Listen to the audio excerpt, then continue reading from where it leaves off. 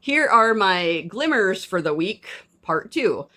So I had previously said I had done a debt consolidation. I actually backed out of that because there were some red flags that popped up that I was like, I'm backing out. But so instead what I did was the debts I have that are on cards, which aren't actually the major part of my debts, but it was enough to make a difference. I actually called all the credit card companies and they lowered my payments.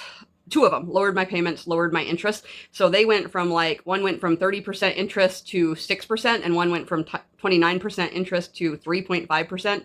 And they dropped my payments. There's one I'm still battling with because it's actually the one that's the biggest payment and the highest interest. Haven't got anywhere with them so far, but it's my goal to, because if I could get those three down, I could get them paid off a lot quicker and get my payments, lower, and that would make a huge difference. So I'm optimistic about that. I went to a friend's wedding. I hadn't actually seen her in a very long time since we quit working together. Then we went to the reception for the wedding, and it was really great there. She looked so happy. It was so nice. So I was really glad I went. I went to an event. It's called the Great Fish Challenge. It's a big nonprofit event. At this one, there were 89 nonprofits, and my goal for going there is I have a project I'm working on that I'm wanting to get a job with a nonprofit so I can learn some things.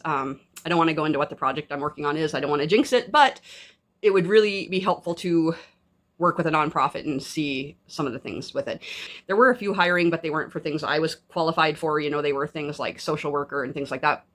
But it did make some good connections. It was a really fun day. I got a new car, finally. It's the nicest car I've ever owned, but it died on the way home picking it up. My nephew, I just got it from my nephew. I'm just buying it from him. He had to come with his car trailer, haul it back so he can work on it. He thinks it's actually a really minor thing, that there was just a disconnect on a grounding wire.